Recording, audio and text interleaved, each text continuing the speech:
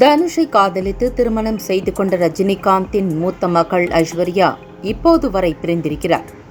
2 பேரும் தாக்கல் செய்த விவாகரத்து மனு சமீபத்தில் விசாரணைக்கு வந்தபோது இருவருமே ஆஜராகினர். அப்போது தங்களுக்கு விவாகரத்து வேண்டும் என்று அவர்கள் கூறியதாக கூறப்படுகிறது. இந்த வழக்கில் தீர்ப்பானது நாளை வரவிருக்கும் சூழலில் MP கனிமொழி குறித்து ஐஸ்வர்யா ரஜினிகாந்த் உருக்கமாக பேசியிருக்கிறார். நடிகர் தனுஷை காதலித்து திருமணம் செய்து கொண்டார் ஐஸ்வர்யா. இருவரும் தங்களது வாழ்க்கையை சுமூகமாக ஓட்டிக்கொண்டிருந்தனர். அவர்களின் காதலுக்கு அடையாளமாக யாத்ரா, லிங்கா என்ற 2 மகன்கள் இருக்கிறார்கள். ஐஸ்வர்யா இயக்கிய முதல் படமான 3 படத்தில் தனுஷ் தான் ஹீரோவாக நடித்திருந்தார். அதேபோல் வைராஜா வை படத்தில் கெஸ்ட் ரோல் ஏற்றிருந்தார்.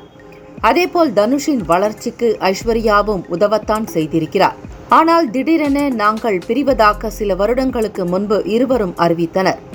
குடும்ப நல நீதிமன்றத்தில் விவாகரத்து மனுவையும் தாக்கல் செய்தார்கள். இருந்தாலும் அவர்களை மீண்டும் எப்படியாவது சேர்த்து வைத்துவிட வேண்டும் என்பதில் இரு குடும்பத்தினரும் எவ்வளவு முயன்றதாகவும் அது கடைசி வரை பலனளிக்கவில்லை என்றும் கூறப்படுகிறது. சூழல் இப்படி இருக்க சமீபத்தில் நடந்த வழக்கு விசாரணையில் இருவருமே ஆஜரானார்கள். அப்போது தங்களுக்கு விவாகரத்து வேண்டும் என்பதில் இருவருமே உறுதியாக இருக்கிறோம் என அவர்கள் நீதிபதியிடம் கூறியதாக தகவல்கள் கசிகின்றன. இதனால் ரஜினி கொஞ்சம் அப்செட் என்றே விவரம் அறிந்தவர்கள் சொல்கிறார்கள். அது மட்டுமின்றி இவ்வளவு முயன்றும் சேர்த்து வைக்க முடியவில்லையே என அவர்கள் நெருக்கமானவர்களிடம் புலம்புவதாகவும் கூறப்படுகிறது. இந்த வழக்கில் தீர்ப்பானது நாளை வரவிருக்கிறது. இந்த சூழல் இப்படி இருக்க கனிமொழி MP குறித்து உருக்கமாக பேசியிருக்கிறார். தனியார் ஊடகம் ஒன்று ஏற்பாடு செய்திருந்த நிகழ்ச்சியில் கனிமொழியும் ஐஸ்வர்யாவும் கலந்து கொண்டார்கள். அப்போது பேசிய ஐஸ்வர்யா, எனக்கும் கனிமொழிக்கும் இருக்கும் நட்பு என்பது 20 வருட நட்பு. எங்களுக்கிடையே இருக்கும் உறவு மிகவும் அழகானது. எங்கு தொடங்கினோம், எப்படி பழகினோம் என்பதை விவரிக்க முடியாத உறவு அது. நான் எப்போதெல்லாம் சோகமாக உணர்கிறேனோ அப்போதெல்லாம் கனிமொழிக்கு தான் போன் செய்து பேசுவேன்.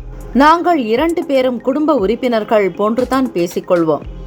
யாருக்காகவும் நான் எங்கும் செல்ல மாட்டேன். ஆனால் கனிமொழிக்காக கிளம்பி எங்கு வேண்டுமானாலும் செல்வேன். எங்கள் இருவருக்கிடையே இருக்கும் நட்பு குறித்து நாங்கள் எங்குமே சொன்னதில்லை. சொல்ல வேண்டிய அவசியமும் இல்லை. அவருக்கு கடவுள் நம்பிக்கை இல்லை. ஆனால் எனது கோயில் வழிகாட்டி அவர்தான். நான் எந்த ஊருக்கு சென்றாலும் கனிமொழி அனுப்பும் ஆட்கள்தான் அழைத்து செல்வார்கள் என்றார்.